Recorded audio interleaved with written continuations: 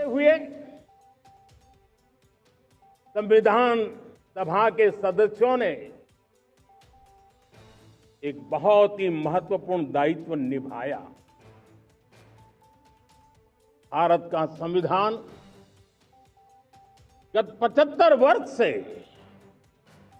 एक प्रकाश स्तंभ बन करके हमें मार्ग दिखाता रहा है। भारत के संविधान निर्माता अनेक विद महापुरुष डॉक्टर राजेंद्र प्रसाद, बाबा साहब आंबेडकर,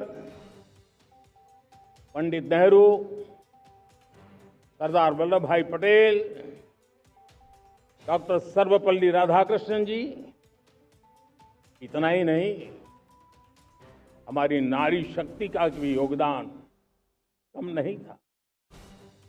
हंसा मेहता जी, दाक्षायणी, वेलायुधन जैसी विदुषियों ने भी भारत के संविधान को सशक्त करने में अपनी भूमिका निभाई थी। आज लाल किले की प्राचीर से देश का मार्गदर्शन करने वाले, देश को दिशा देने वाले संविधान के निर्माताओं को आदरपूर्वक नमन करता हूं।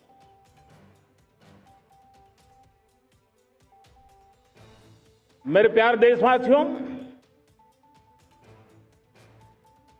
हम आज डॉक्टर श्यामा प्रसाद मुखर्जी की 125वीं जयंती भी मना रहे हैं। डॉक्टर श्यामा प्रसाद मुखर्जी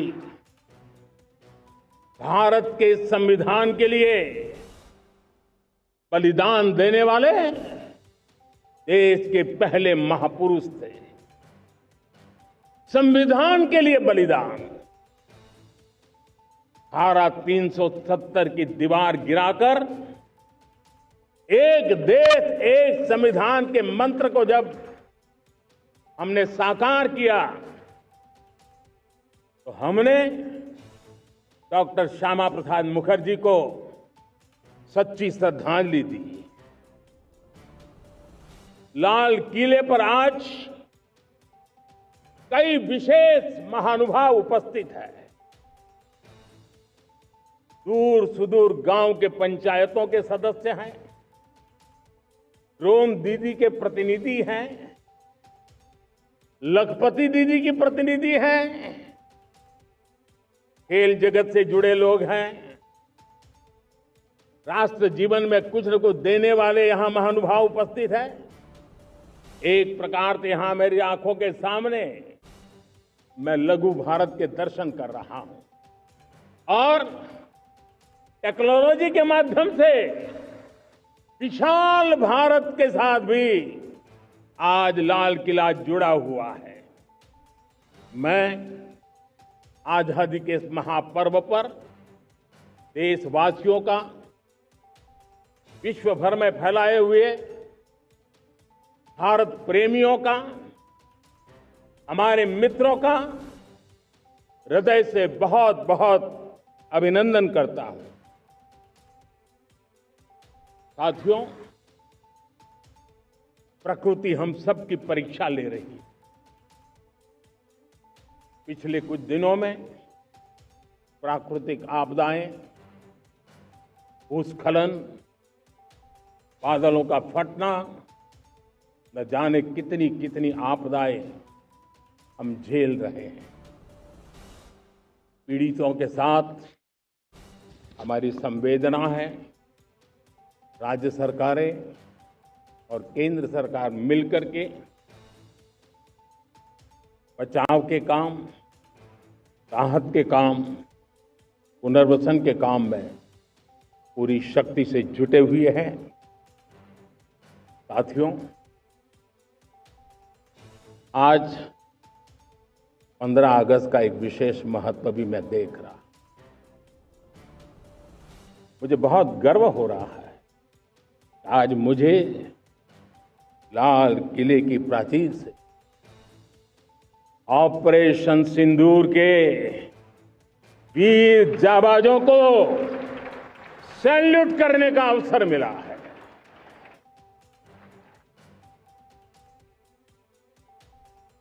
हमारे वीर जाबाज सैनिकों ने दुश्मनों को उनकी कल्पना से परे सजा दी है।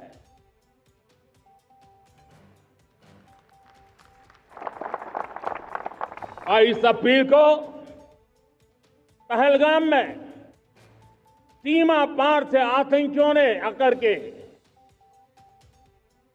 जिस प्रकार का कत्ले आम किया, धर्म पूछ करके लोगों को मारा गया।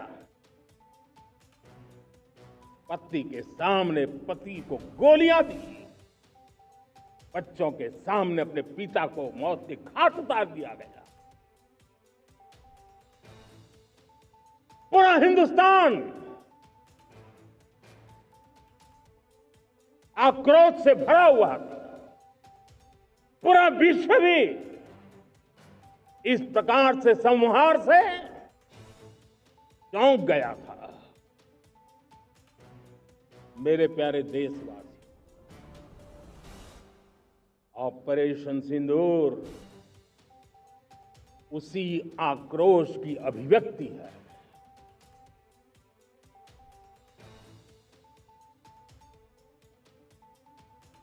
बाईस तारीख के बाद हमने हमारे सेना को खुली छूट दे दी। रणनीति वो तय करे, लक्ष्य वो तय करे, समय भी वो चुने, और हमारी सेना ने वो करके दिखाया जो कई दशकों तक कभी हुआ नहीं था। सैकड़ों किलोमीटर दुश्मन की धरती पर घुस करके आतंकी हेडक्वार्टर्स को मिट्टी में मिला दिया। आतंकी इमारतों को खंडहर बना दिया।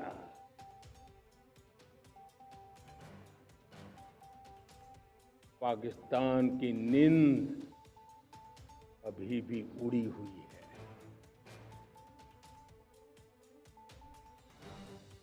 पाकिस्तान में हुई तबाही इतनी बड़ी है कि रोज नए नए खुलासे हो रहे हैं, नई नई जानकारियां आ रही हैं।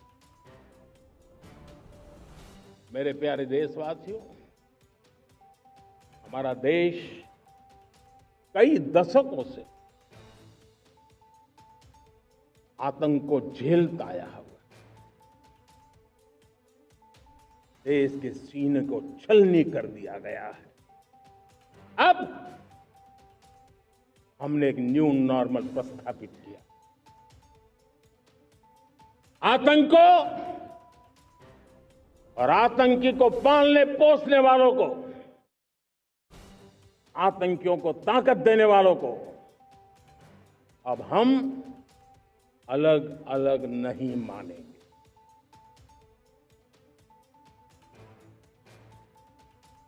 वो मानवता के समान दुश्मन है, उनके बीच कोई फर्क नहीं है। अब भारत ने तय कर लिया है कि न्यूक्लियर की धमकियों को अब हम सहने वाले नहीं हैं। न्यूक्लियर ब्लैकमेल लंबे अरसे से चलाया, अब वो ब्लैकमेल नहीं सहा जाएगा।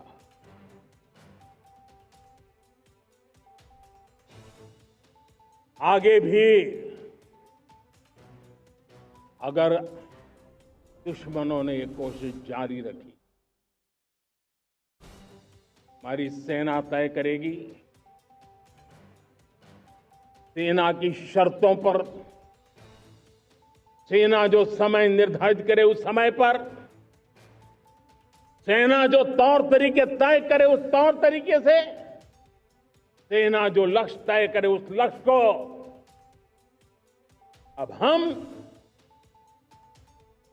अमल में ला करके रहने वाले हैं। हम मुंह तोड़ जवाब देंगे। मेरे प्यारे देशवासियों, भारत ने तय कर लिया है, खून और पानी एक साथ नहीं बहेंगे।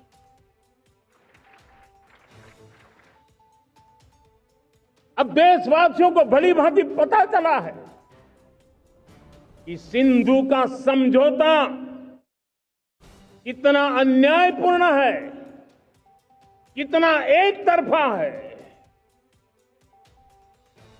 भारत से निकलती नदियों का पानी दुश्मनों के खेत को सींच रहा है और मेरे देश के किसान, मेरे देश की धरती पानी के बिना प्यासी है।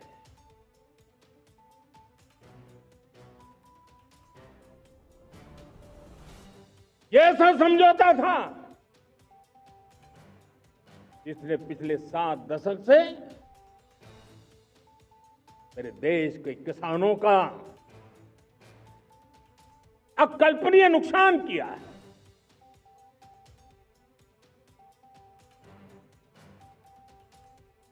अब हिंदुस्तान के हक का जो पानी है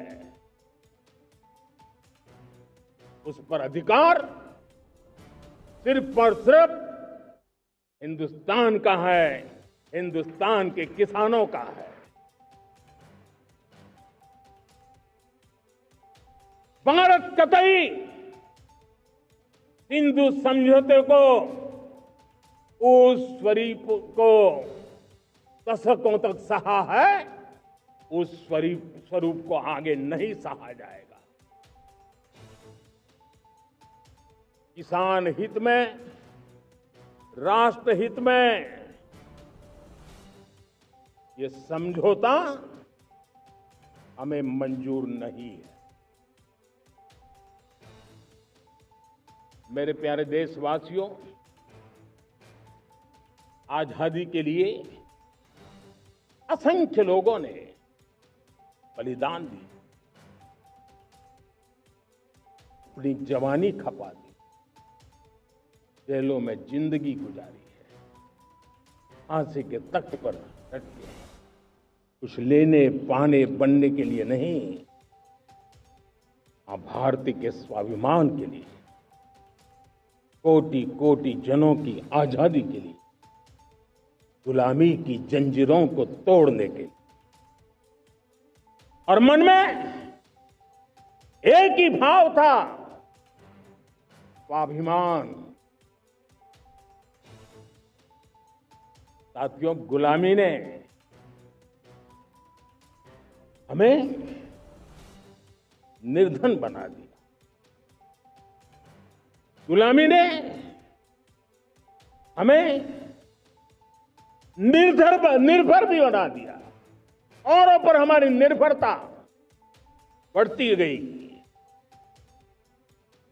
हम सब जानते हैं, आजादी के बाद कोटि कोटि जनों के पेट भरना बड़ी चुनौती थी।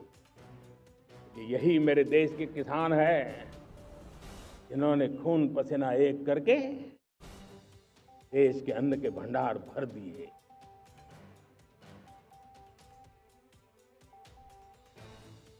अनाज के संबंध में देश को आत्मनिर्भर बना दिया।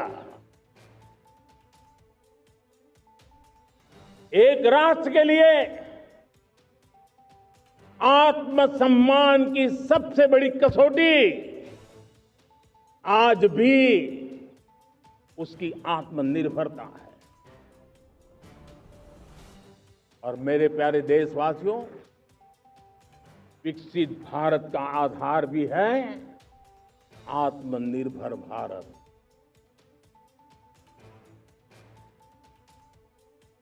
जो दूसरों पर ज्यादा निर्भर रहता है, उसकी आजादी पर उतना ही बड़ा प्रश्न चिन्ह लग जाता है। और दुर्भाग्य तो तब बन जाता है जब निर्भरता की आदत लग जाए, पता ही ना चले हम कब आत्मनिर्भरता छोड़ रहे हैं और कब किसी के निर्भर हो जाते हैं। ये आदत खतरे से खाली नहीं है और इसलिए प्रतिपल जागरूक रहना पड़ता है आत्मनिर्भर होने के लिए। और मेरे प्यारे देशवासियों, आत्मनिर्भरता का नाता सिर्फ आयात और निर्यात, रुपये, पैसे, पाउंड, डॉलर यहां तक सीमित नहीं है। इतना सीमित अर्थ उसका नहीं है। आत्मनिर्भरता का नाता हमारे सामर्थ्य से जुड़ा हुआ।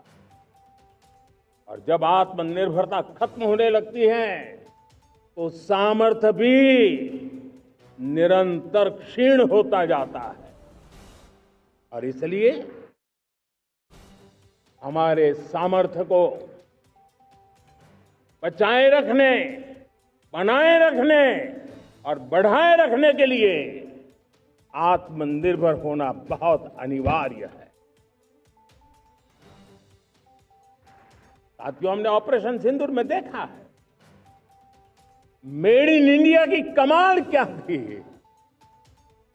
दुश्मन को पता तक न चला कि कौन से शस्त्रास्त्र है, ये कौन सा सामर्थ्य है जो पलक भर में उनको नष्ट कर रहा है। सोचिए, अगर हम आत्मनिर्भर होते न होते तो क्या ऑपरेशन सिंदूर इतनी त्वरित गति से हम कर पाते? पता नहीं कौन सप्लाई देगा, नहीं देगा, साजो सामान मिलेगा, नहीं मिलेगा, इसी की चिंता बनी रहती। लेकिन हमें मेड इन इंडिया की शक्ति हमारे हाथ में थी, सेना के हाथ में थी। इसलिए बिना चिंता, बिना रुकावट, बिना हिचकिचाहट हमारी सेना अपना पराक्रम करती रही। और ये पिछले 10 साल से लगातार डिफेंस के क्षेत्र में आत्मनिर्भरता पर हम एक मिशन लेकर के चले हैं, उसके नतीजे आज नजर आ रहे हैं। साथियों, मैं एक और विषय पर आपका ध्यान आकर्षित करना चाहता हूं। ये बात से कोई इनकार नहीं कर सकता कि 21वीं सदी टेक्नोलॉजी ड्रिवन सेंचुरी है। और जब टेक्नोलॉजी ड्रिवन है और इतिहास की तरफ नजर करें तो पता है, इतिहास गवाह है, जिन जिन देशों ने टेक्नोलॉजी में महारत हासिल की वो देश विकास की ऊंचाइयों को पार कर गए, शिखर पर पहुंच गए। आर्थिक शक्ति नए पैमाने पर पहुंचती गई। हम जब टेक्नोलॉजी के अलग अलग आयामों की बात करते हैं, मैं आपका ध्यान आकर्षित करता हूं सेमीकंडक्टर्स पे। उदाहरण के तौर पे बताता हूं, मैं यहां लाल किले से किसी सरकार की आलोचना करने के लिए खड़ा नहीं हुआ और नहीं मैं करना चाहता, लेकिन देश की युवा पीढ़ी को जानकारी होना भी उतना जरूरी है। हमारे देश में 50-60 साल पहले सेमीकंडक्टर को लेकर के फाइलें शुरू हुई। 50-60 साल पहले फैक्ट्री का विचार चालू हुआ। आप मेरे नौजवानों जानकर के हैरान हो जाएंगे, आज सेमीकंडक्टर जो पूरी दुनिया की एक ताकत बन गया है, 50-60 साल पहले वो विचार, वो फाइलें अटक गई, लटक गई, अटक गई। सेमीकंडक्टर के विचार की ही भ्रूण हत्या हो गई। 50-60 साल गवा दी। हमारे बाद कई देश सेमीकंडक्टर में आज महारत हासिल करके दुनिया में अपनी ताकत को प्रस्थापित कर। साथियों, आज हमने उस बोझ से मुक्त होकर के मिशन मोड में सेमीकंडक्टर के काम को आगे बढ़ाया है। 6 अलग अलग सेमीकंडक्टर के यूनिट्स जमीन पर उतर रहे हैं।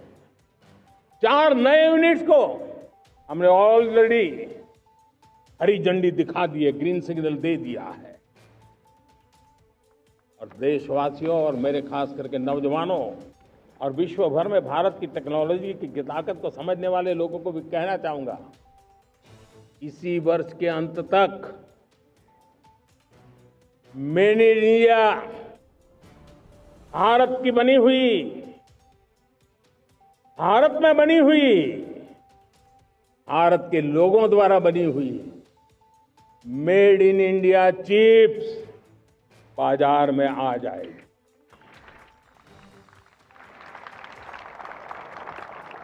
मैं दूसरा उदाहरण देना चाहता हूं। अब ऊर्जा के क्षेत्र में हम सब जानते हैं कि हम एनर्जी के लिए बहुत सारे देशों पर डिपेंडेंट है। पेट्रोल हो, डीजल हो, गैस हो, लाखों करोड़ रुपए हमें खर्च करके लाना पड़ता है। हमें इस संकट से देश को आत्मनिर्भर बनाना, ऊर्जा में आत्मनिर्भर बनाना बहुत जरूरी है। हमने बीड़ा उठाया और आज 11 वर्ष में सोलर एनर्जी 30 गुना बढ़ चुकी है। हम नए नए डैम बना रहे हैं ताकि हाइड्रो का विस्तार हो और हमें क्लीन एनर्जी की उपलब्ध हो। भारत मिशन ग्रीन हाइड्रोजन लेकर के आज हजारों करोड़ रुपए इन्वेस्ट कर रहा है। भविष्य की ऊर्जा को ध्यान में रख करके, ऊर्जा के क्षेत्रों को ध्यान में रख करके भारत न्यूक्लियर एनर्जी पर भी बहुत बड़े इनिशिएटिव ले रहा है। न्यूक्लियर एनर्जी में 10 नए न्यूक्लियर रिएक्टर तेजी से काम कर रहे हैं। 2047 तक, जो कि हमने विकसित भारत का लक्ष्य तय किया है, जब देश की आजादी के 100 साल होंगे, हम परमाणु ऊर्जा क्षमता 10 गुना से भी अधिक बढ़ाने का संकल्प लेकर के आगे बढ़ रहे हैं। मेरे प्यारे देशवासियों, रिफॉर्म एक निरंतर प्रक्रिया है। समयानुकूल परिस्थिति के अनुसार रिफॉर्म करते जाना होता है। हम न्यूक्लियर एनर्जी के क्षेत्र में बहुत बड़े रिफॉर्म लेकर के आए। अब हमने प्राइवेट सेक्टर के लिए भी परमाणु ऊर्जा को उसके द्वार खोल दिए हैं। हम शक्ति को जोड़ना चाहते हैं। मेरे प्यारे देशवासियों, दुनिया जब आज ग्लोबल वार्मिंग को लिए चिंता करती है, तब मैं विश्व को भी बताना चाहता हूं कि भारत ने तय किया था कि हम 2030 तक क्लीन एनर्जी भारत में 50% पहुंचा देंगे। ये लक्ष्य हमारा 2030 तक था। मेरे देशवासियों का सामर्थ्य देखिए, मेरे देशवासियों की संकल्प शक्ति देखिए, मेरे देशवासियों को विकसित भारत बनाने का संकल्प को पूर्ण करने के लिए उनकी दौड़ देखिए। हमने जो लक्ष्य 2030 में तय किया था, वो 50% क्लीन एनर्जी का लक्ष्य 2025 में हमने कर लिया। 5 साल पहले हमने अचीव कर लिया, क्योंकि विश्व के प्रति भी हम उतने ही संवेदनशील हैं, प्रकृति के प्रति भी उतने ही हम जिम्मेवार लोग हैं। मेरे प्यारे देशवासियों, बजट का बहुत बड़ा हिस्सा ये पेट्रोल, डीजल, गैस इन सबको लाने के लिए खर्च होता था। लाखों करोड़ रुपए चले जाते। अगर हम ऊर्जा में डिपेंडेंट न होते तो वो धन मेरे देश के नौजवानों के भविष्य के लिए काम आता। वो धन मेरे देश के गरीबों को गरीबी के खिलाफ लड़ाई लड़ने में काम आता। वो धन मेरे देश के किसानों के कल्याण में काम आता। वो धन मेरे देश के गांव की परिस्थिति को पलटने के लिए काम आता। लेकिन हमें विदेशों को देना पड़ रहा। अब हम आत्मनिर्भर बनने की दिशा में काम कर रहे हैं।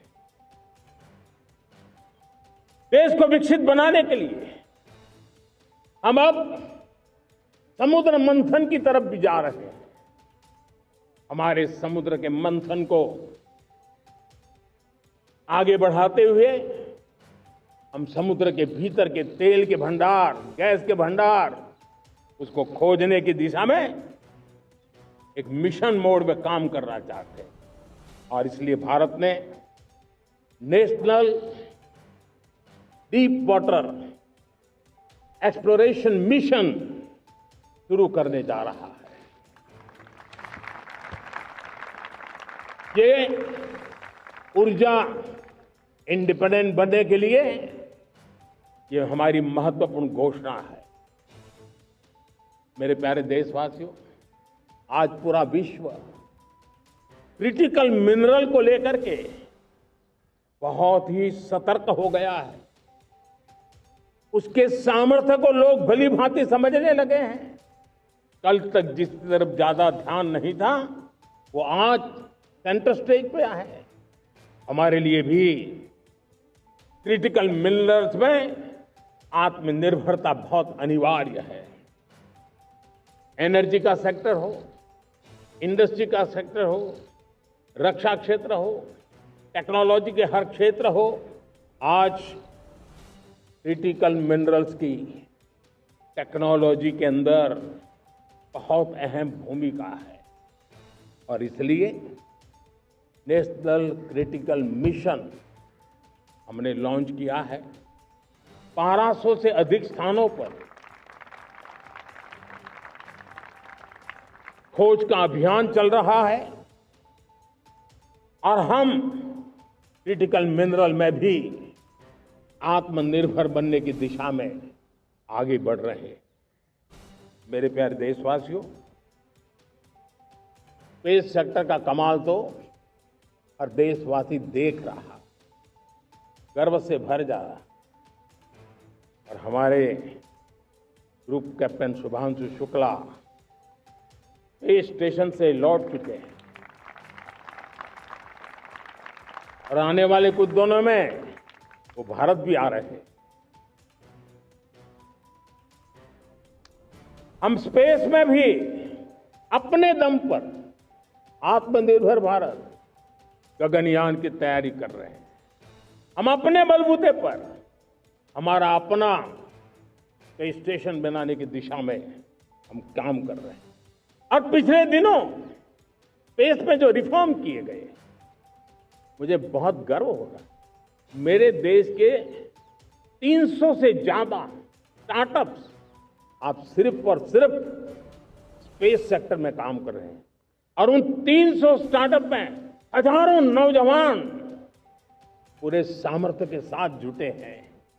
ये है मेरे देश के नौजवानों की ताकत और ये है हमारे देश के नौजवानों के प्रति विश्वास। मेरे प्यारे देशवासियों, 140 करोड़ भारतवासी 2047 में जब आजादी के 100 साल होंगे, विकसित भारत के संकल्प को परिपूर्ण करने के लिए पूरी ताकत से जुटे हैं। इस संकल्प की पूर्ति के लिए भारत आज हर सेक्टर में आधुनिक इकोसिस्टम तैयार कर रहा है और आधुनिक इकोसिस्टम हर क्षेत्र में हमारे देश को आत्मनिर्भर बनाएगा। आज मेरा लाल किले की प्राचीर से मेरे देश के युवा वैज्ञानिकों को, मेरे टैलेंटेड यूथ को, मेरे इंजीनियर्स को और प्रोफेशनल्स को और सरकार के हर विभागों को भी मेरा आह्वान है, क्या हमारा अपना made in India fighter jets के लिए जेट इंजन हमारा होना चाहिए कि नहीं होना?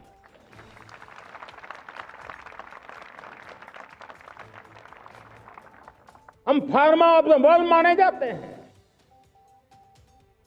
वैक्सीन में हम नए नए विक्रम स्थापित करते हैं, लेकिन क्या समय की मांग नहीं है? हम रिसर्च और डेवलपमेंट में और ताकत लगाएं, हमारे अपने पेटेंट हो, हमारी अपनी बनाई हुई मानव जात के कल्याण की सस्ते से सस्ती और सबसे कारगर नई नई दवाइयों की शोध हो, हर संकट में साइड इफेक्ट के बिना मानव जात के कल्याण में काम आए। बायो 3 पॉलिसी भारत सरकार ने बनाई है। मैं देश के नौजवानों को कहता हूं, आइए बायो 3 पॉलिसी का अध्ययन करके अब कदम उठाइए। देश का भाग्य बदलना है, आपका सहयोग चाहिए। मेरे प्यारे देशवासियों, आज आईटी का युग है, डेटा की ताकत है। क्या समय की मांग नहीं है? ऑपरेटिंग सिस्टम से लेकर के साइबर सुरक्षा तक, डीप टेक से लेकर के आर्टिफिशियल इंटेलिजेंस तक, सारी चीजें हमारी अपनी हो, जिस पर हमारे ही लोगों का सामर्थ्य जुटा हुआ हो, उनकी सामर्थ्य शक्ति का विश्व को परिचय कराएं। साथियों, आज दुनिया में सोशल मीडिया का हो, बाकी प्लेटफॉर्म का हो, दुनिया के प्लेटफॉर्म पर हम काम कर रहे हैं। दुनिया ने हमने दिखा दिया है, यूपीआई का हमारा प्लेटफॉर्म आज दुनिया को अजोबा कर रहा है। हमारे में सामर्थ्य है। रियल टाइम ट्रांजैक्शन में 50% अकेला भारत यूपीआई के माध्यम से करता है। इसका मतलब की ताकत है। क्रिएटिव वर्ल्ड हो, सोशल मीडिया हो, ये जितने भी प्लेटफॉर्म्स हैं, मेरे देश के नौजवानों में चुनौती करता हूं आपको, आइए हमारे अपने प्लेटफॉर्म क्यों ना हो, हम क्यों दूसरों पर निर्भर रहे, क्यों भारत का धन बाहर जाए। और मुझे आपके सामर्थ्य पर भरोसा है। मेरे प्यारे देशवासी, जैसे ऊर्जा के क्षेत्र में हम डिपेंडेंट हैं, वैसा ही देश का दुर्भाग्य है कि फर्टिलाइजर, उसमें भी हमें दुनिया पर निर्भर रहना पड़ता है। मेरे देश के किसान भी फर्टिलाइजर का सही उपयोग कर करके धरती माता की सेवा कर सकते हैं। अनाप शनाप उपयोग से भी धरती मां को बहुत नुकसान पहुंचा रहे हैं। लेकिन साथ साथ मैं देश के नौजवानों को कहना चाहता हूं, देश के उद्योग जगत को कहना चाहता हूं, देश के प्राइवेट सेक्टर को कहना चाहता हूं, आइए हम फर्टिलाइजर के भंडार भर दें, हम नए नए तौर तरीके खोजें और भारत की आवश्यकता के अनुसार हम अपना फर्टिलाइजर तैयार करें। हम औरों पर निर्भर न रहे। साथियों, आने वाला युग ईवी का है। अब ईवी बैटरी क्या हम नहीं बनाएंगे? हम निर्भर रहेंगे? सोलर पैनल की बात हो, इलेक्ट्रिक व्हीकल्स के लिए जिन जिन चीजों की आवश्यकताएं हैं वो हमारी अपनी होनी चाहिए। साथियों, मैं ये इसलिए कहने की हिम्मत करता हूं, क्यों? क्योंकि मुझे देश के नौजवानों के सामर्थ्य पर भरोसा है। और भरोसा सिर्फ वो मेरे देश के नौजवान है इतने मात्र से नहीं है। कोविड के समय हम बहुत सारी चीजों पर निर्भर थे। तो मेरे देश के नौजवानों को कहा गया कि वैक्सीन हमारी अपनी चाहिए, देश ने करके दिखाया। कोविन प्लेटफॉर्म हमारा अपना होना चाहिए, देश ने करके दिखाया। करोड़ों करोड़ों लोगों की जिंदगी बचाने का काम हमने किया है।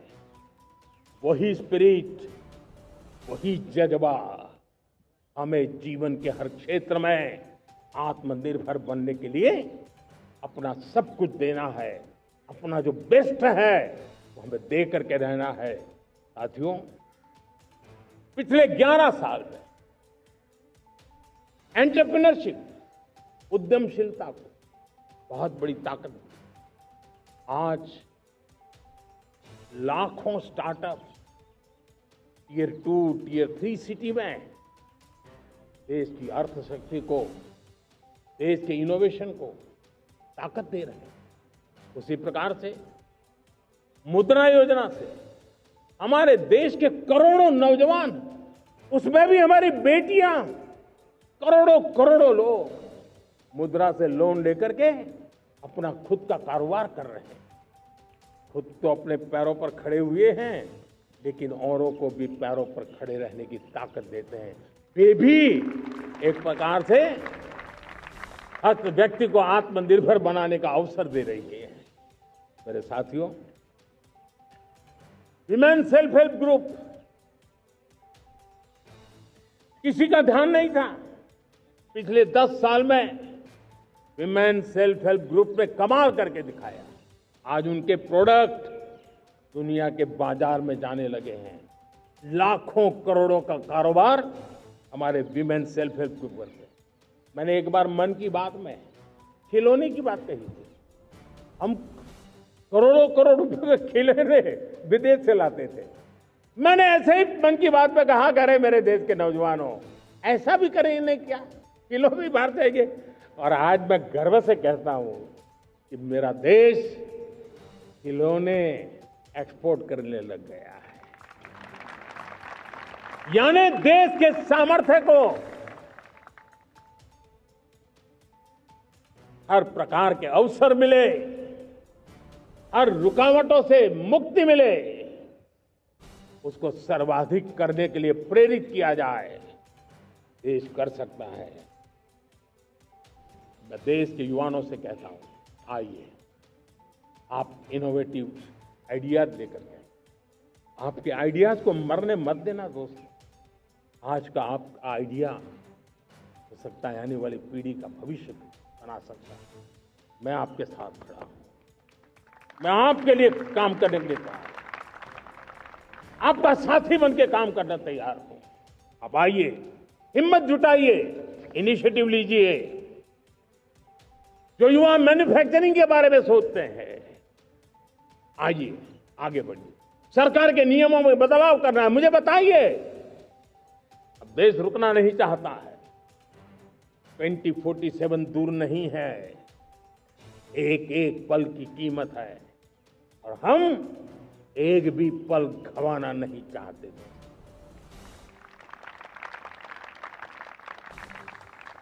साथियों, ये आगे बढ़ने का अवसर है,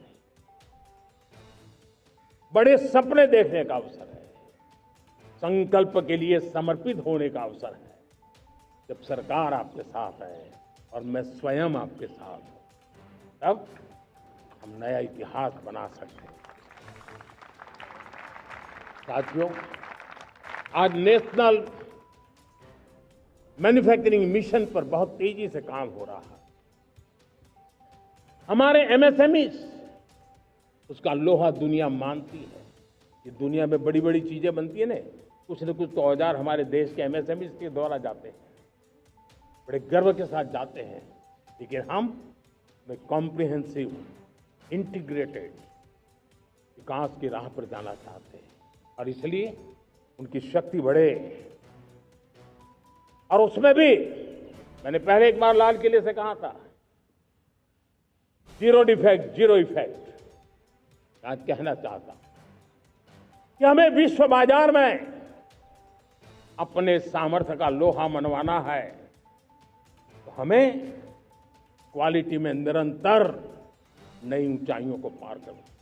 दुनिया क्वालिटी को स्वीकार करती है, हमारी गुणवत्ता सबसे ज्यादा हो और सरकार के भी प्रयास हो, रॉ मटेरियल की भी उपलब्धि हो, हमारी प्रोडक्शन की कॉस्ट कैसे कम हो, हम उसमें दम रह गए। और साथियों, हम सभी जो उत्पादन के क्षेत्र में लगे हैं, उन सबका मंत्र होना चाहिए, दाम कम लेकिन दम ज्यादा। हमारी हर प्रोडक्ट का दम ज्यादा हो लेकिन दाम कम हो। इस भाव को लेकर के हमें आगे बढ़ना है। मेरे प्यारे देशवासियों, आजादी के लिए अनगिनत लोगों ने बलिदान दिए हैं। मैंने पहले भी कहा, जवानी खपा दी, फांसी पे लटक गए। क्यों? स्वतंत्र भारत के लिए। 75-100 साल पहले का वो कालखंड याद कीजिए। पूरा देश स्वतंत्र भारत के मंत्र को लेकर के जीता था। आज समय की मांग है, स्वतंत्र भारत का मंत्र लेकर के जीने वालों ने हमें स्वतंत्र भारत दिया।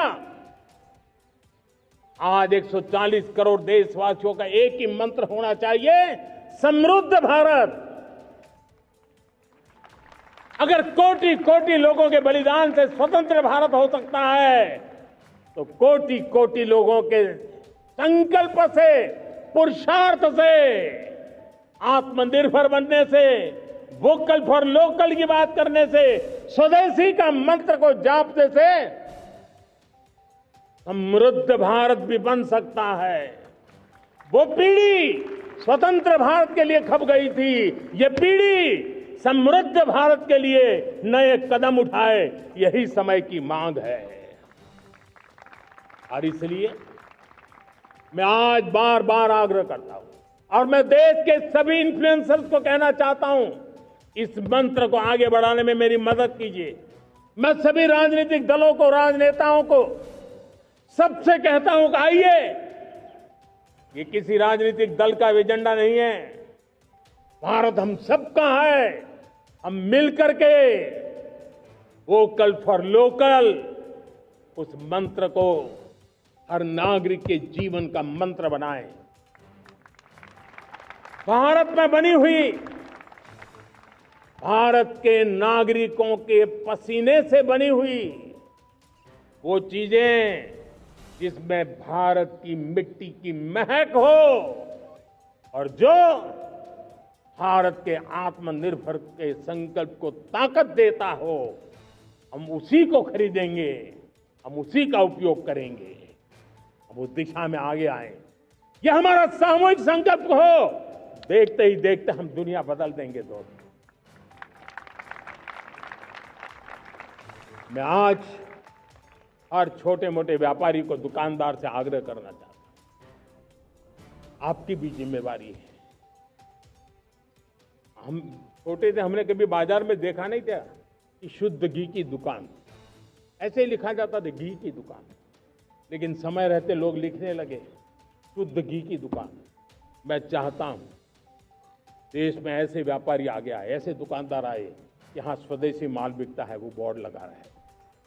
हम स्वदेशी का गर्व करने लगे। हम स्वदेशी मजबूरी में नहीं, मजबूती के साथ उपयोग करेंगे, मजबूती के लिए उपयोग करेंगे और जरूरत पड़ी तो औरों को मजबूर करने के लिए उपयोग करेंगे। ये हमारी ताकत होनी चाहिए, ये हमारा मंत्र होना चाहिए। मेरे प्यारे देशवासियों,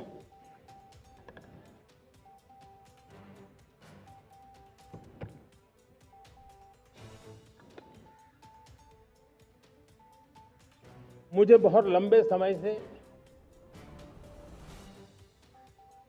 सरकार में काम करने का अवसर मिला।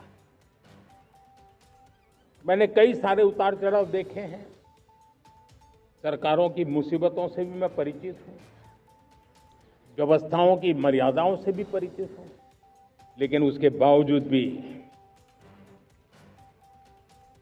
हमारी जिम्मेवारी है कि हम किसी की लकीर को छोटी करने में अपनी ताकत बर्बाद न करें। मैं बड़े अनुभव से कहता हूं, किसी दूसरे की लकीर छोटी करने के लिए अपनी ऊर्जा हमें नहीं खपानी है। हमें पूरी ऊर्जा के साथ हमारी लकीर को लंबा करना है।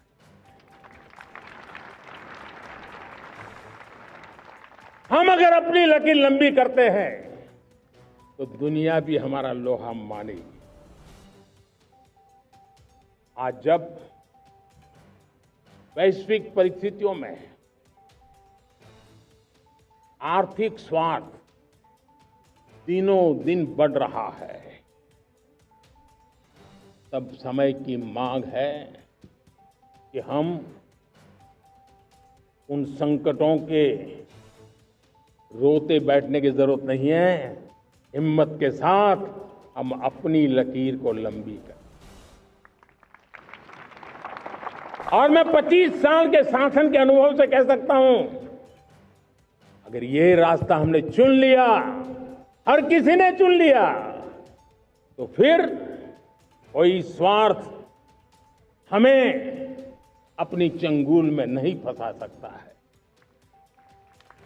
मेरे प्यारे देशवासियों, बीता दशक रिफॉर्म, परफॉर्म, ट्रांसफॉर्म कर रहा है, लेकिन अब हमें और नई ताकत से जुड़ना है। पिछले दिनों हमने कई रिफॉर्म्स किए, एफडीआई हो, इंश्योरेंस कंपनी की बात हो, विश्व की यूनिवर्सिटीज को भारत के अंदर स्थान देने की बात हो, कई रिफॉर्म्स किए हैं। 40,000 से ज्यादा अनावश्यक कंप्लायंसेस को हमने खत्म किया है। इतना ही नहीं, 1500 से अधिक पुराने कानून जो बाबा आदम के जमाने के थे, उन सबको हमने खत्म कर दिया है। हमने दर्जनों कानूनों को सरल करने के लिए संसद में जाकर के जनता के हितों को सर्वोपरि रख करके बदलाव किए हैं। इस बार भी हो हल्ला के बीच लोगों तक बात पहुंची नहीं होगी, लेकिन एक बहुत बड़ा रिफॉर्म इनकम टैक्स एक्ट में हुआ है। करीब 280 से ज्यादा धाराएं हमने समाप्त करने का निर्णय किया है।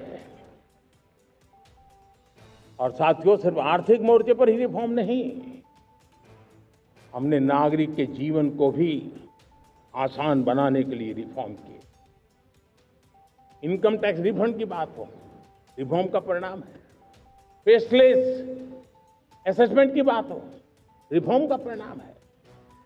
12 लाख तक आज इनकम टैक्स से मुक्ति दे देना, देश का जो भविष्य बनाने में उत्सुक है ऐसा मेरा मध्यम वर्ग का परिवार आज खुला नहीं समा रहा है। कभी किसी ने सोचा नहीं था कि 12 लाख रुपए तक का इनकम टैक्स पर जीरो कर दिया जाएगा। आज कर लिया है। जब देश का सामर्थ्य बढ़ता है तो देशवासियों को लाभ मिलता है। अंग्रेजों के जमाने से दंड संहिता में हम दबे पड़े थे, दंड का भय दिखा करके जीवन चल रहा था। 75 साल आजादी के ऐसे ही गए। हमने दंड संहिता को खत्म कर दिया, न्याय संहिता को ले आए हैं। न्याय संहिता में भारत के नागरिक के प्रति विश्वास का भाव है, भारत के नागरिक के अंदर अपनेपन का भाव है, संवेदनशीलताओं से भरा हुआ है।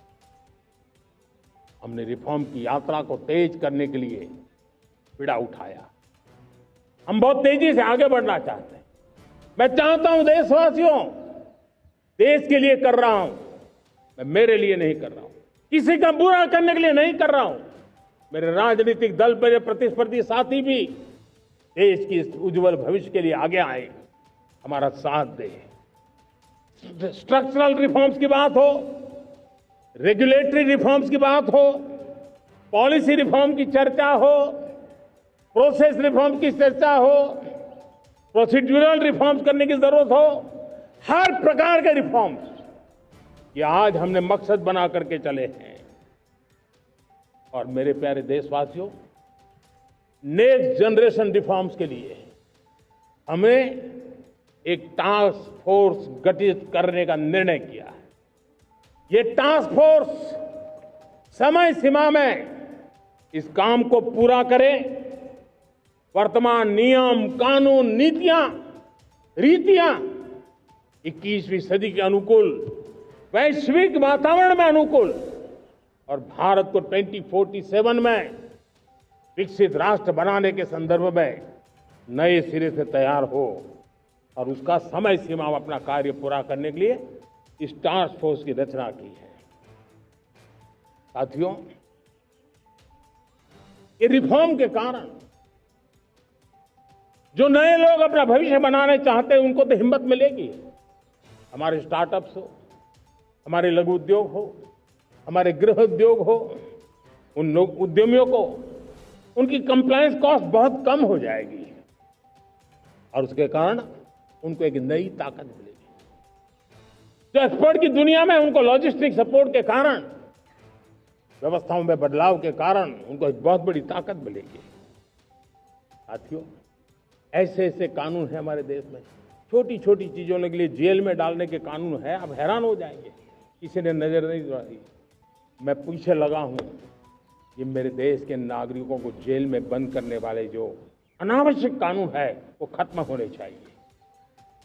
हम संसद में पहले भी बिल लाए थे, इस बार भी लेके आए हैं। साथियों, इस दिवाली में आपकी डबल दिवाली का काम मैं करने वाला हूं। इस दिवाली में आपको एक बहुत बड़ा तोहफा देशवासियों को मिलने वाला है। पिछले 8 साल से हमने जीएसटी का बहुत बड़ा रिफॉर्म किया, पूरे देश में टैक्स के बर्डन को कम किया, टैक्स की व्यवस्थाओं को सरल किया और 8 साल के बाद समय की मांग है कि हम एक बार उसको रिव्यू करें। हमने एक हाई पावर कमेटी को बिठा करके रिव्यू शुरू किया, राज्यों से भी विचार विमर्श किया और मेरे प्यारे देशवासियों, हम नेक्स्ट जनरेशन जीएसटी रिफॉर्म्स लेकर के आ रहे हैं। ये दिवाली के अंदर आपके लिए तोहफा बन जाएंगे। सामान्य मानवीय की जरूरतों के टैक्स भारी मात्रा में कम कर दिए जाएंगे, बहुत बड़ी सुविधा बढ़ेगी। हमारे एमएसएमई, हमारे लघु उद्यमी, इनको बहुत बड़ा लाभ मिलेगा। रोजमर्रा की चीजें बहुत सस्ती हो जाएगी और उससे इकोनॉमी को भी एक नया बल मिलने वाला है। मेरे प्यारे देशवासियों, आज देश तीसरी बड़ी इकोनॉमी बनने के लिए समय तेज गति से आगे बढ़ रहा है। हम दरवाजे खटखटा रहे हैं और बहुत तेजी से हम उसको अचीव भी कर लेंगे। और कोई तो दिन होगा, मैं आपके बीच आकर के लाल किले की प्राचीर से ये खबर भी सुनाऊंगा।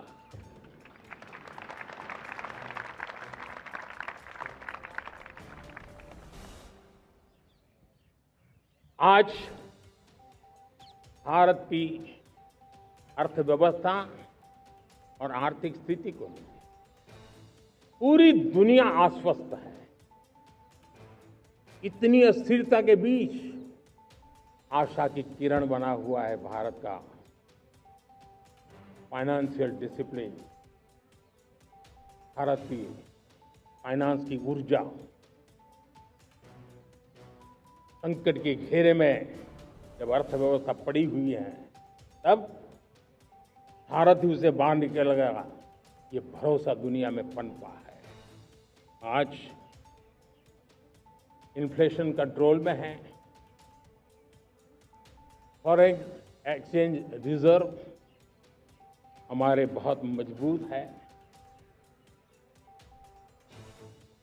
हमारे मैक्रो इकोनॉमिक इंडिकेटर्स बहुत मजबूत है। ग्लोबल रेटिंग एजेंसी भी लगातार भारत की सराहना करती हैं। भारत की अर्थव्यवस्था पर ज्यादा से ज्यादा विश्वास व्यक्त कर रही है। ये बढ़ती हुई अर्थव्यवस्था का लाभ मेरे देश के गरीबों को मिले, मेरे देश के किसानों को मिले, मेरे देश की नारी शक्ति को मिले, मेरे देश के मध्यम वर्ग को मिले, मेरे देश की विकास धारा को ताकत देने वाला बने। उस दिशा में हम नए नए प्रयास करें। आज युवाओं के लिए नए नए सेक्टर्स में हमारे नौजवानों के लिए अवसर बन रहे हैं। स्किल डेवलपमेंट, स्वरोजगार, बड़ी बड़ी कंपनियों में इंटर्नशिप, इस पर एक बहुत बड़े स्तर पर अभियान चल रहा है। और इसलिए देश के नौजवानों, आज मैं आपके लिए भी एक खुश खबर लेकर के आया। मेरे देश के नौजवानों के लिए आया। आज 15 अगस्त है। आज 15 अगस्त के ही दिन मेरे देश के युवाओं के लिए 1 लाख करोड़ रुपए की योजना हम चालू कर रहे हैं, लागू कर रहे हैं। आज से प्रधानमंत्री विकसित भारत रोजगार योजना आज ही 15 अगस्त को लागू हो रही है। ये आपके लिए बहुत खुशखबरी है। इस योजना के तहत निजी क्षेत्र में पहली नौकरी पाने वाले नौजवान को, बेटे बेटी को 15,000 रुपया सरकार की तरफ से दिए जाएंगे। कंपनियों को भी नए रोजगार देने के अवसर जो भी ज्यादा जुटाएगा, उनको भी प्रोत्साहन राशि दी जाएगी। प्रधानमंत्री विकसित भारत रोजगार योजना करीब करीब 3.5 करोड़ नौजवानों को रोजगार के नए अवसर बनाएगी। मैं सभी नौजवानों को इसके लिए बहुत बहुत बधाई देता हूं। मेरे प्यारे देशवासियों, आज भारत में नारी शक्ति का लोहा हर कोई मानने लगा। बढ़ती इकोनॉमी की लाभार्थी हमारी नारी है, लेकिन बढ़ती इकोनॉमी को गति देने में भी हमारी नारी का बहुत बड़ा योगदान भी, हमारी मातृशक्ति का योगदान है, हमारी स्त्री शक्ति का योगदान है। स्टार्टअप से लेकर स्पेस सेक्टर तक हमारी बेटियां छाई हुई हैं, खेल के मैदान में छाई हुई हैं, फौज में चमक रही है। आज गर्व के साथ नारी कंधे से कंधा मिलाकर के देश की विकास यात्रा में भागीदार हो रही। देश गर्व से भर गया जब एनडीए की विमेन कैडेट्स, उनका पहला पास आउट हुआ था। पूरा देश गर्व से भर गया था। सारे टीवी चैनल उसी के पीछे लगे हुए थे। कितने बड़े गौरव की पल थी। Self help group, 10 crore self help group की बहनें क्या कमाल कर रही है। नमो ड्रोन दीदी नारी शक्ति की एक नई पहचान बनी। गांव में मुझे एक बहन मिली, वो कहती मुझे अब तो गांव वाले पायलट कह करके बुलाते हैं। बड़े गर्व से कह रहे हैं। ज्यादा पढ़ी लिखी नहीं थी, लेकिन उसका रतबा पैदा हुआ है। साथियों, हमने 3 करोड़ महिलाओं को लखपति दीदी बनाने का संकल्प लिया था। 3 करोड़। और मुझे आज संतोष है कि हम तेज गति से काम कर रहे हैं। समय से पहले 3 करोड़ का लक्ष्य पार कर लेंगे। और आज मैं खुशी से देश को बताना चाहता हूं कि मेरे नारी शक्ति का सामर्थ्य देखिए। देखते ही देखते 2 करोड़ महिलाएं लखपति दीदी बन चुकी है। आज कुछ लखपति दीदी हमारे सामने बैठी है। ये है मेरे सामर्थ्य और मेरा विश्वास है दोस्तों, भारत की विकास यात्रा में उनकी भागीदारी बढ़ने वाली है। मेरे प्यारे देशवासियों, मेरे देश के किसानों का भारत की अर्थव्यवस्था में बहुत बड़ा योगदान है। भारत के किसानों की मेहनत रंग ला रही है। पिछले साल अनाज के उत्पादन में मेरे देश के किसानों ने कि पुराने सारे विक्रम तोड़ दिए हैं। ये सामर्थ्य है मेरे देश का। इतनी ही जमीन, लेकिन व्यवस्थाएं बदली, पानी पहुंचने लगा, अच्छे सीड्स मिलने लगे, किसानों को अच्छी सुविधाएं मिलने लगी, तो वो अपना सामर्थ्य देश के लिए बढ़ा रहा है।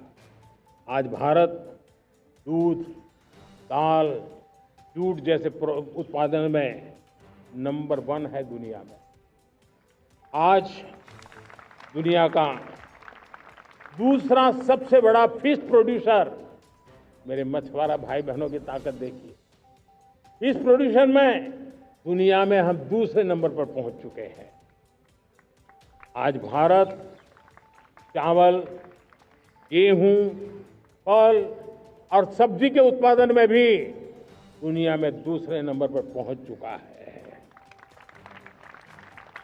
साथियों, आपको खुशी होगी, मेरे देश के किसान जो पैदावार देते हैं, आज वो उत्पादन दुनिया के बाजार में पहुंच रहा है। 4 लाख करोड़ रुपया एग्रो प्रोडक्ट का एक्सपोर्ट हुआ है।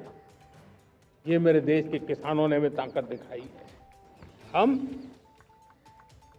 छोटे किसान हो, पशुपालक हो, मछुआरे हो, देश के विकास की अनेक योजनाओं का लाभ आज हम उन तक पहुंचा रहे हैं। पीएम किसान सम्मान निधि हो, रेन वाटर हार्वेस्टिंग हो, सिंचाई की योजनाएं हो, क्वालिटी सीड्स हो, फर्टिलाइजर की आवश्यकता हो, हर क्षेत्र में आज और किसान को एक भरोसा हो गया है फसल बीमा का। वो साहसिक बना रहा, उसका परिणाम भी देश को मिल रहा है। जो पहले कल्पना की बात थी, आज हकीकत बन गई है। देशवासियों, हमारे देश के पशुधन को बचाने में हमें कोविड की वैक्सीन मुफ्त में मिली, वो तो याद है, लेकिन हम पशुधन के लिए भी अब तक 125 डोज मुफ्त में पशुओं को लगा चुके हैं। फूट एंड माउथ डिसीज से मुक्ति पाने के लिए, जो हमारा यहाँ उत्तर भारत में उसे खुरपका मुंहपका बीमारी कहते हैं, उसे बचाने के लिए 125 करोड़ डोज हम लगा चुके हैं और मुफ्त में लगा चुके हैं। हम खेती के मामले में देश के वो जिले जहां के किसान औरों से पीछे रह गए, किसी न किसी कारण से 100 जिले ऐसे हैं जहां अपेक्षाकृत कम खेती है, और इसलिए हमने 100 जिले आइडेंटिफाई किए हैं पूरे देश में से, और वहां के किसानों को एम्पावर करना, किसानों को शक्ति देना, किसानों को मदद करने का एक अभियान चलाया है। और इसके लिए पीएम धन धान्य कृषि योजना का आरंभ किया है। पीएम धन धान्य कृषि योजना वो देश के 100 जिले जहां थोड़ी सी भी मदद कर देंगे तो वहां का किसान भी भारत के अन्य किसानों की बराबरी कर देगा। मेरे प्यारे देशवासियों, भारत के किसान, भारत के पशुपालक, भारत के मछुआरे, ये हमारी सबसे बड़ी प्राथमिकता है। भारत के किसान, भारत के मछुआरे, भारत के पशुपालक, उनसे जुड़ी किसी भी अहितकारी नीति के आगे मोदी दीवार बन के खड़ा है।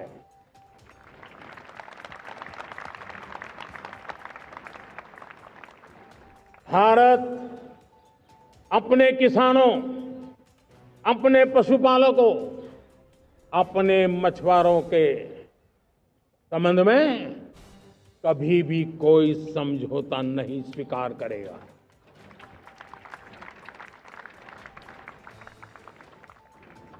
प्यारे देशवासियों, गरीबी क्या होती है मुझे किताबों में पढ़ना नहीं पड़ा है, मैं जानता।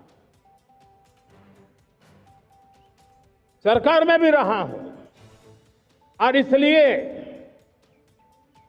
मेरी कोशिश रही है कि सरकार फाइलों में नहीं होनी चाहिए।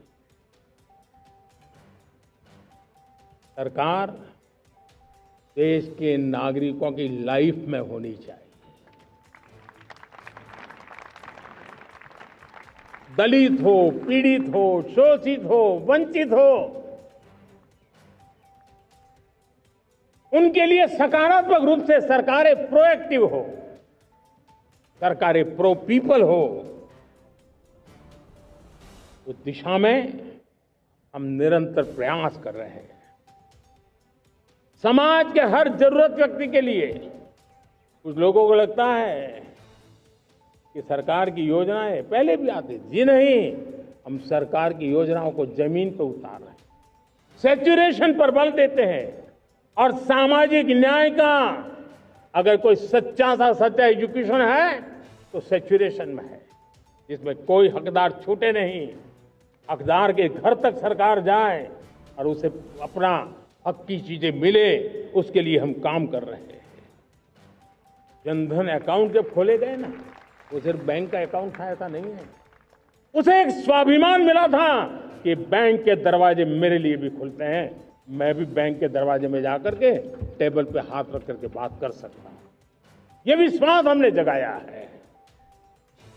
आयुष्मान भारत ने बीमारी को सहने की आदत से मुक्ति दिलाने का और उनको अच्छे स्वास्थ्य के लिए मदद करने का काम। और जब हम वरिष्ठ नागरिकों को 5 लाख रुपए से ज्यादा मदद कर करके उनके आरोग्य की चिंता करते हैं, आज पीएम आवास 4 करोड़ गरीबों को घर मिलना मतलब जिंदगी के नए सपने वहां सजते हैं। वो सिर्फ 4 दीवारें नहीं है दोस्तों।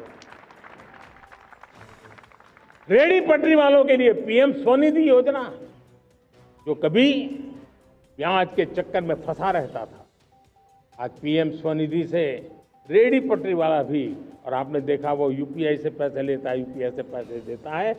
ये बदलाव आखिरी व्यक्ति तक चिंता, लोगों की लाइफ में सरकार होनी चाहिए। उसी के कारण ये जमीन से जुड़ी योजनाएं बनती हैं और जमीन से जुड़ी योजनाएं जमीन पर उतरती हैं और जमीन से उतरी हुई योजनाएं जीवन में बदलाव लाने का एक सशक्त माध्यम बन जाती हैं। एक समय था, गरीब हो, पीड़ित हो, आदिवासी, वंचित हो, दिव्यांग हो, हमारी विधवा माताएं बहनें हो, अपने हक के लिए दर दर भटकते रहते थे। सरकारी दफ्तरों में चक्कर लगाते लगाते जिंदगी पूरी हो जाती। आज सरकार आपके दरवाजे पर आती है, सैचुरेशन के अप्रोच को लेकर के आती है। करोड़ों लाभार्थियों को सरकारी योजनाओं का लाभ मिल रहा है। डायरेक्ट बेनिफिट ट्रांसफर एक बहुत बड़ा क्रांतिकारी काम हुआ है।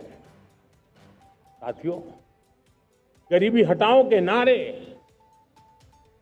देश ने बहुत सुने हैं, लाल किले से भी सुने, और देश सुन करके थक गया था और देश ने मान लिया था कि गरीबी हट नहीं सकती है। लेकिन जब हम योजनाओं को गरीब के घर तक ले जाते हैं, विश्वास को गरीब के मन में हम पैदा करते हैं, तो मेरे देश के 25 करोड़ गरीब गरीबी को परास्त कर करके, गरीबी से बाहर निकल करके एक नया इतिहास बनाते हैं। आज 10 करोड़ गरीब और 10 वर्ष में 25 करोड़ से ज्यादा गरीब गरीबी को परास्त कर करके गरीबी से बाहर निकले और एक न्यू मिडिल क्लास तैयार हुआ है। मेरे साथियों, ये न्यू मिडिल क्लास और मिडिल क्लास एक ऐसी जुगलबंदी है जिसमें एस्पिरेशन भी है, एफर्ट भी है।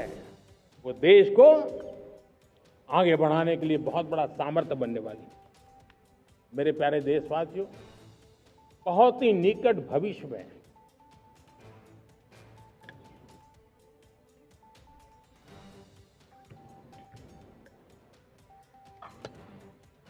मेरे प्यारे देशवासियों, बहुत ही निकट भविष्य में महान समाज सुधारक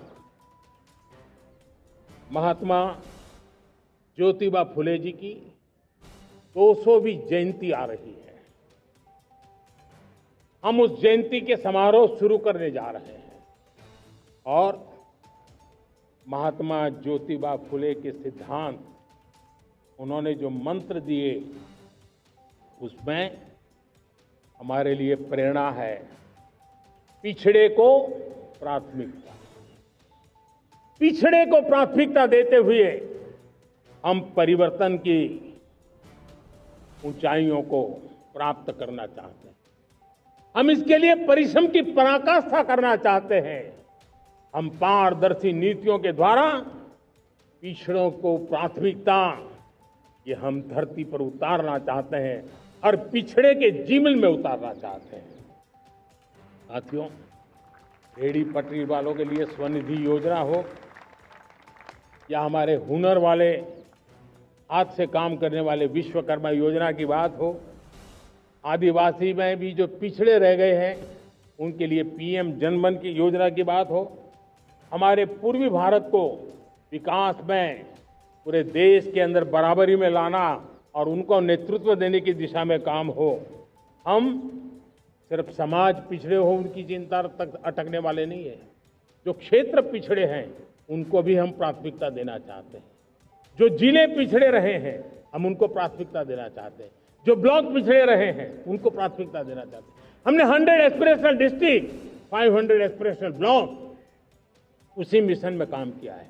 हमने पूर्वी भारत के विकास के लिए हजारों करोड़ रुपए के इंफ्रास्ट्रक्चर के प्रोजेक्ट को बल दिया है।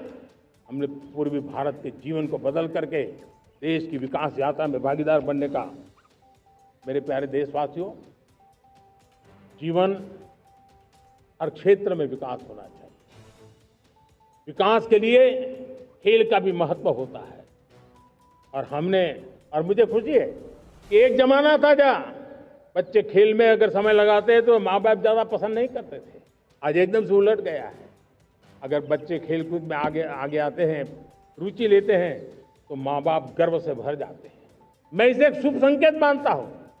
मेरे देश के परिवार के अंदर खेल को प्रोत्साहन का वातावरण मैं देखता हूं, मेरा मन गर्व से भर जाता है। मैं इसे देश के भविष्य के लिए बहुत शुभ संकेत मानता हूं।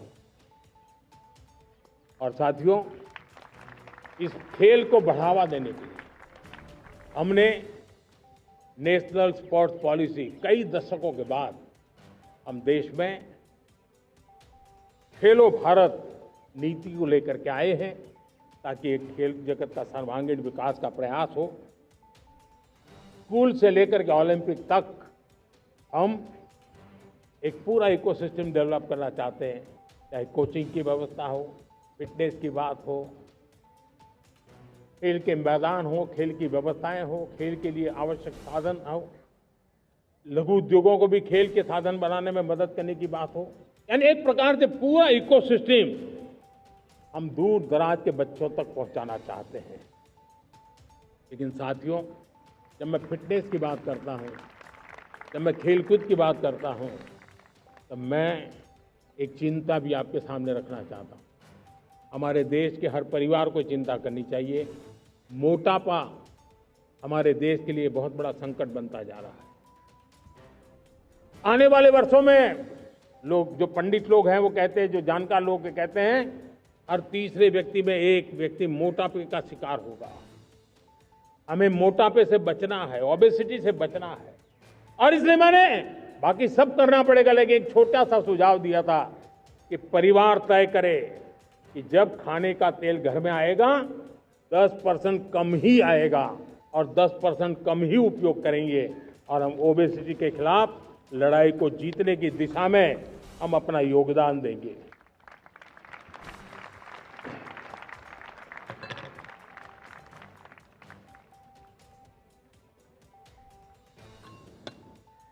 मेरे प्यारे देशवासियों, हमारा देश भाग्यवान हैं।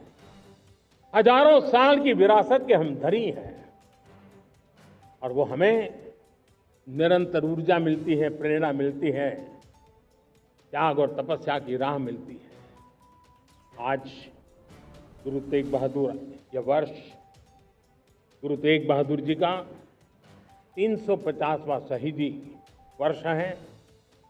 देश की संस्कृति की रक्षा, भारत के मूल्यों की रक्षा के लिए उन्होंने अपना सब कुछ न्योछावर कर दिया। मैं आज उनको नमन करता हूं। साथियों, हमारी संस्कृति की ताकत हमारी विविधता है। हम विविधता को सेलिब्रेट करना चाहते हैं।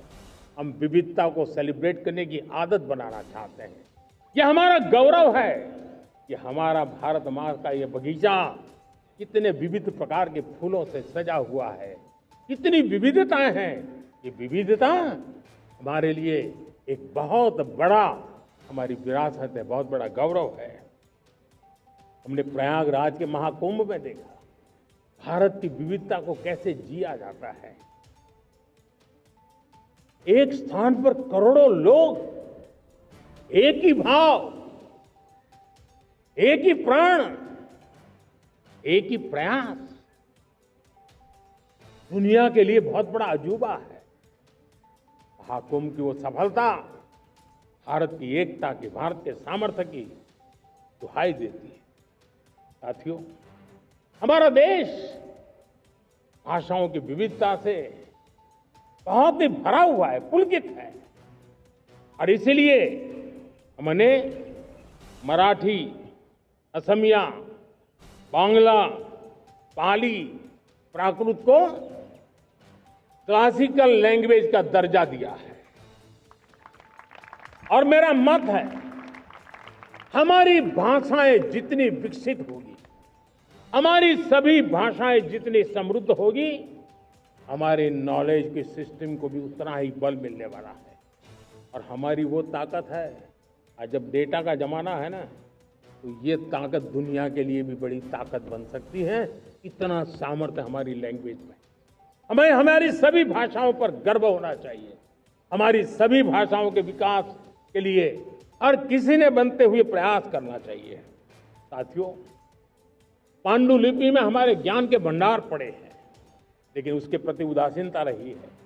इस बार हमने ज्ञान भारतम योजना के तहत देश भर में जहां भी हस्तलिखित ग्रंथ है, जहां पांडुलिपियां हैं, सदियों पुराने जो दस्तावेज हैं, उनको खोज खोज करके आज की टेक्नोलॉजी का उपयोग करते हुए उस ज्ञान की समृद्धि को आने वाली पीढ़ियों के लिए काम आए, उस दिशा में काम कर रहे हैं। मेरे प्यारे देशवासियों, हमारा स्पष्ट मत है, यह देश सिर्फ सरकारें नहीं बनाती है, यह देश राज सत्ता पर विराजमान लोग ही नहीं बनाते हैं, ये देश शासन की धुरा संभालने वाले नहीं बनाते हैं। ये देश बनता है कोटि कोटि जनों के पुरुषार्थ से, ऋषियों के, मुनियों से, वैज्ञानिकों के, शिक्षकों के, किसानों के, जवानों के, सेना के, मजदूरों के, हर किसी के प्रयास से देश बनता है। हर किसी का योगदान होता है, व्यक्ति का भी होता है, संस्थाओं का भी होता है। आज मैं बहुत गर्व के साथ एक बात का जिक्र करना चाहता हूं। आज से 100 साल पहले एक संगठन का जन्म हुआ, राष्ट्रीय स्वयंसेवक संघ। 100 साल की राष्ट्र की सेवा एक बहुत ही गौरवपूर्ण स्वर्णिम पृष्ठ है। व्यक्ति निर्माण से राष्ट्र निर्माण के संकल्प को लेकर के 100 साल तक मां भारती का कल्याण का लक्ष्य लेकर के लक्षावधि स्वयंसेवकों ने मातृभूमि के कल्याण के लिए अपना जीवन समर्पित किया है। सेवा, समर्पण, संगठन और अप्रतिम अनुशासन, ये जिसकी पहचान रही है, ऐसा राष्ट्रीय स्वयंसेवक संघ दुनिया का ये सबसे बड़ा एनजीओ है एक प्रकार से। 100 साल का उसका समर्पण का इतिहास है। आज लाल किले की प्राचीर से 100 साल की इस राष्ट्र सेवा की यात्रा में योगदान करने वाले सभी स्वयंसेवकों को आदरपूर्वक स्मरण करता हूं और देश गर्व करता है राष्ट्रीय स्वयंसेवक संघ की इस 100 साल की भव्य समर्पित यात्रा को, और हमें प्रेरणा देता रहेगा। मेरे प्यारे देशवासियों, हम समृद्धि की ओर जा रहे हैं, लेकिन समृद्धि का रास्ता सुरक्षा से गुजरता है। पिछले 11 वर्षों में राष्ट्र सुरक्षा, राष्ट्र रक्षा, राष्ट्र के नागरिकों की रक्षा, इन सभी मोर्चों पर हमने पूरे समर्पण भाव से काम किया है। हम बदलाव लाने में सफल हुए हैं।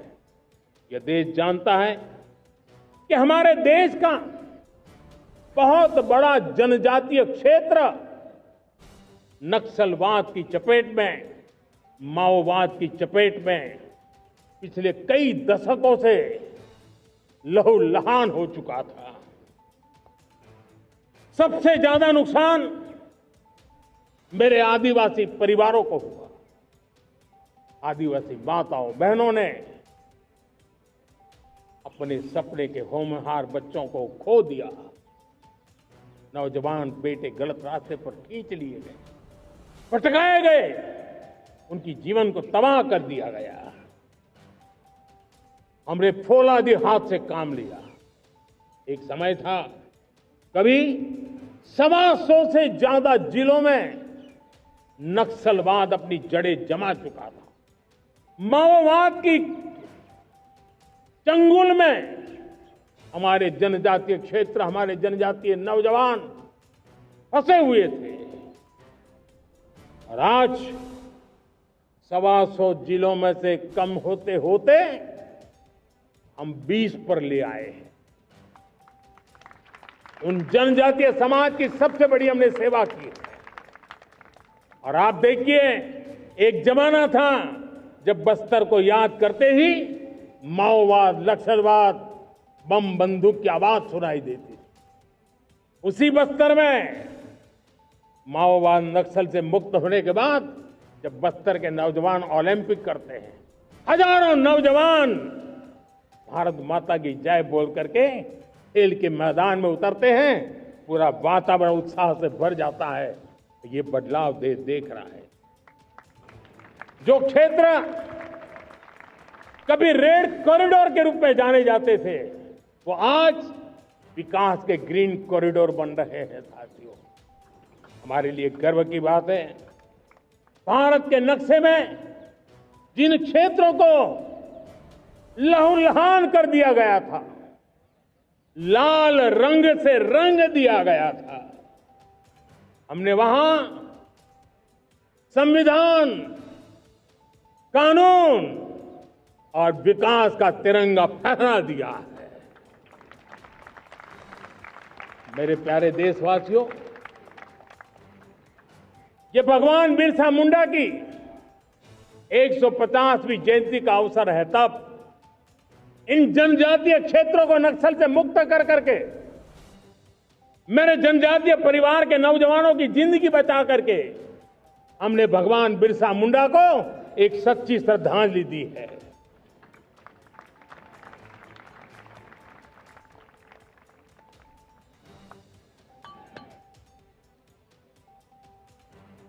मेरे प्यारे देशवासियों,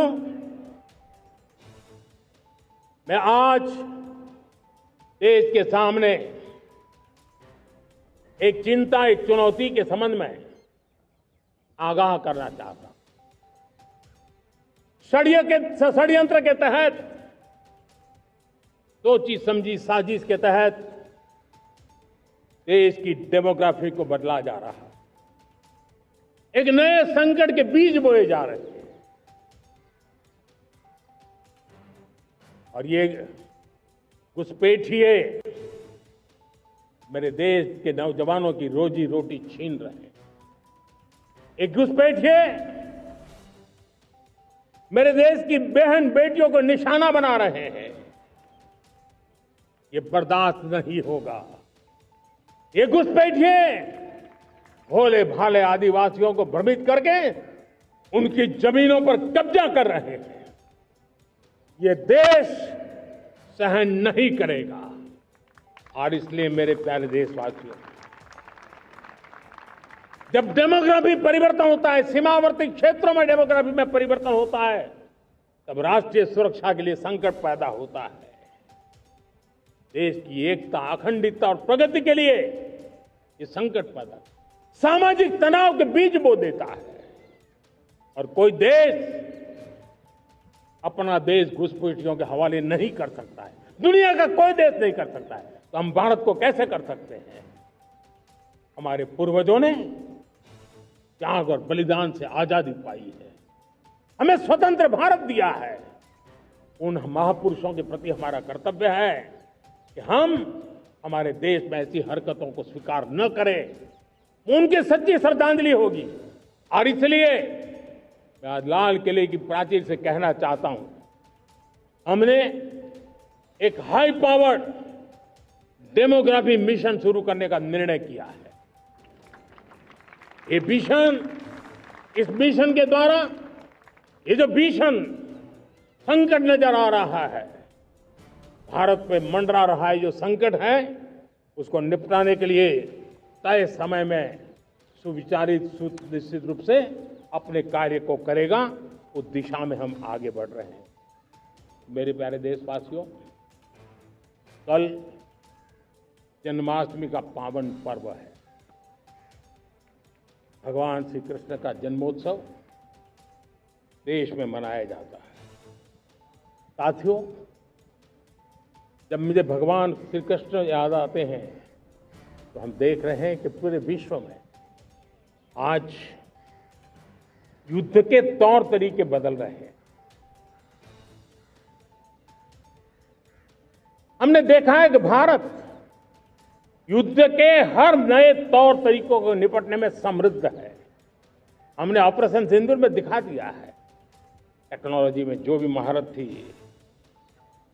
पाकिस्तान ने हमारे सैन्य ठिकानों पर,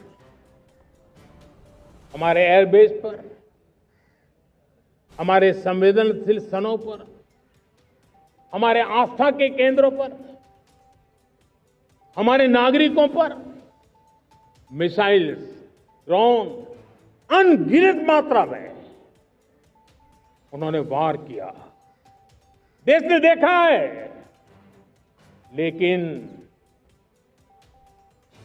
देश को सुरक्षित रखने के जो प्रयास पिछले 10 साल में हुए हैं, उस ताकत का परिणाम था कि उनके हर हमले को हमारे जाबाजों ने और हमारी टेक्नोलॉजी ने तिनके की तरह बिखेर दी।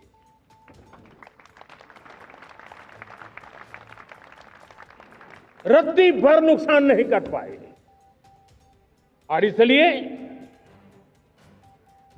जब युद्ध के मैदान में टेक्नोलॉजी का विस्तार हो रहा है, टेक्नोलॉजी हावी हो रही है, तब राष्ट्र की रक्षा के लिए, देश के नागरिकों की सुरक्षा के लिए हमें भी, हमने जो आज महारत पाई है, वो महारत का और विस्तार करने की जरूरत है।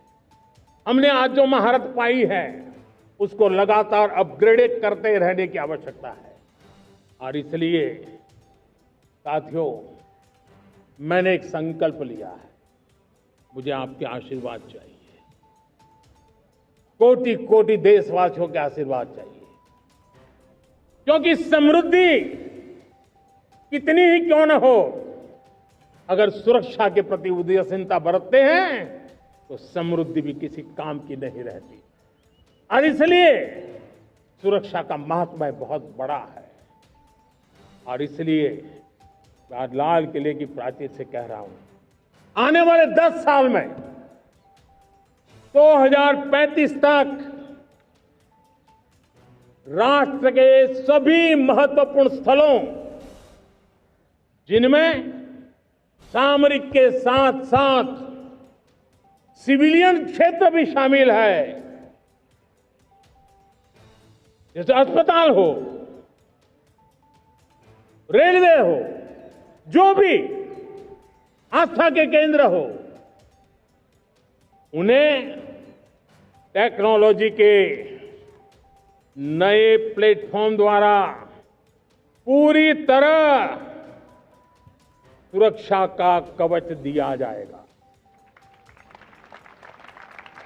ये सुरक्षा का कवच लगातार विस्तार होता जाए, देश का हर नागरिक सुरक्षित महसूस करे। किसी भी प्रकार की टेक्नोलॉजी हम पर वार करने आ जाए, हमारी टेक्नोलॉजी उससे बेहतर सिद्ध हो। और इसलिए आने वाले 10 साल 2035 तक मैं ये राष्ट्रीय सुरक्षा कवच का विस्तार करना चाहता हूं, मजबूती देना चाहता हूं, आधुनिक बनाना चाहता हूं। और इसलिए भगवान श्री कृष्ण से प्रेरणा पाकर के हमने श्री कृष्ण का जो सुदर्शन चक्र था, उस सुदर्शन चक्र की राह को चुना है। आप में से बहुत लोगों को याद होगा, जब महाभारत की लड़ाई चल रही थी, श्री कृष्ण ने अपने सुदर्शन चक्र से सूर्य के प्रकाश को रोक दिया था और दिन में ही अंधेरा कर दिया था। सूर्य प्रकाश को सुदर्शन चक्र से रोक दिया था। और तब अर्जुन ने जो शपथ ली थी जयद्रथ का वध करने की, उस प्रतिज्ञा को अर्जुन पूर्ण कर पाए थे। वो सुदर्शन चक्र के पराक्रम और रणनीति का परिणाम। अब देश सुदर्शन चक्र मिशन लॉन्च करेगा।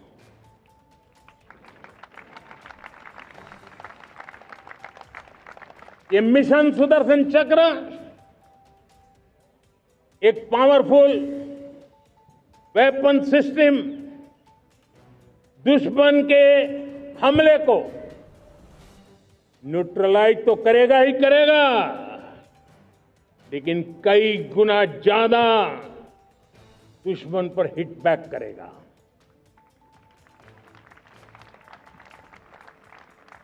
हमने भारत के इस मिशन सुदर्शन चक्र के लिए कुछ मूलभूत बातें भी तय की है। आने वाले 10 सालों में हम उसको प्रखरता से आगे बढ़ाना चाहते हैं।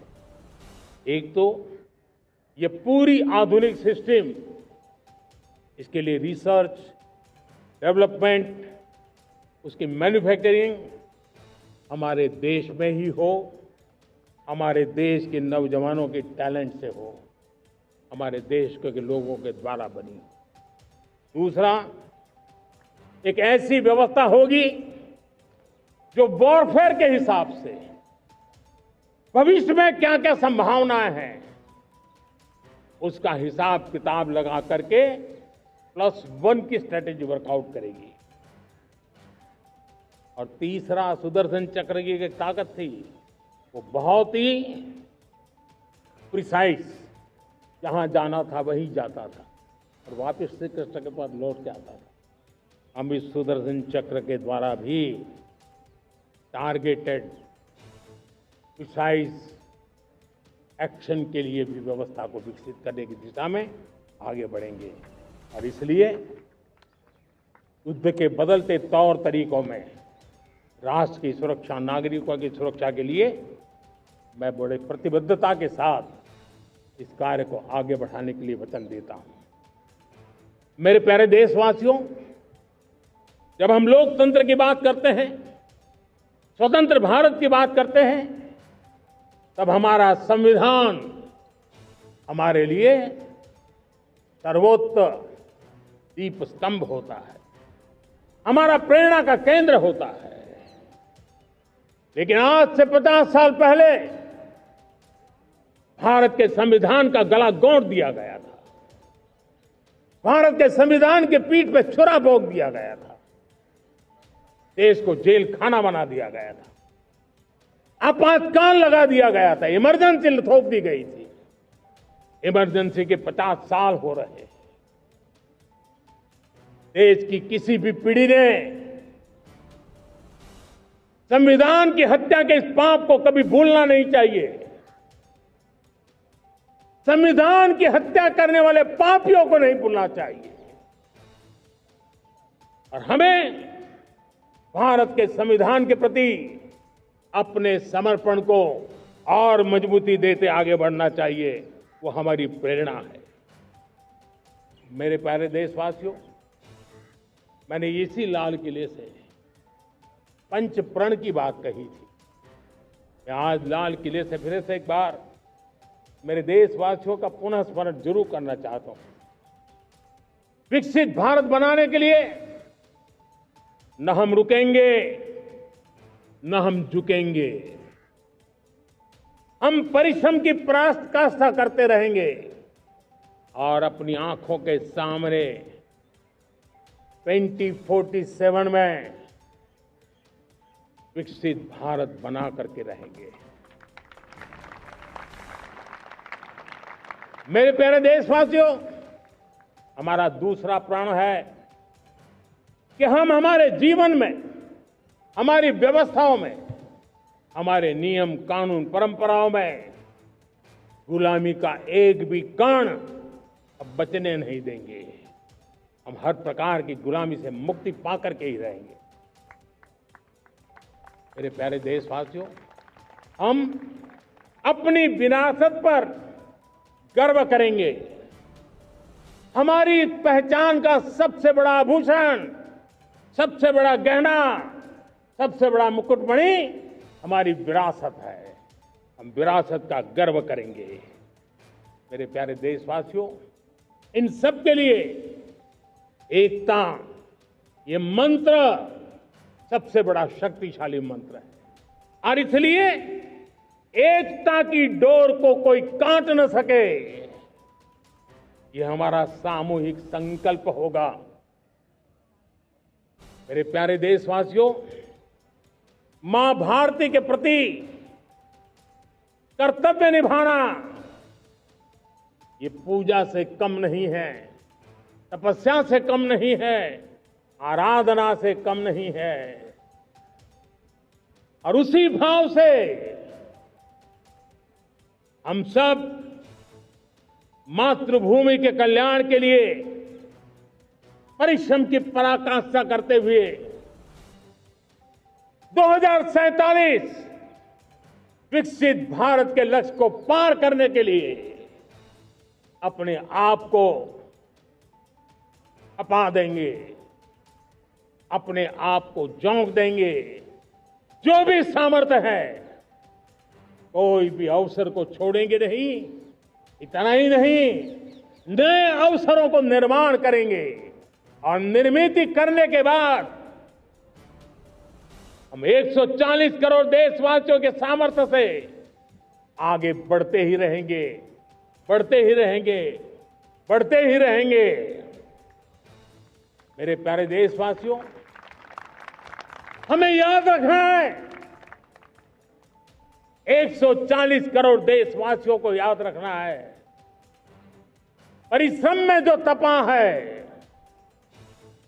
परिश्रम में जो तपा है, उसने ही तो इतिहास रचा है।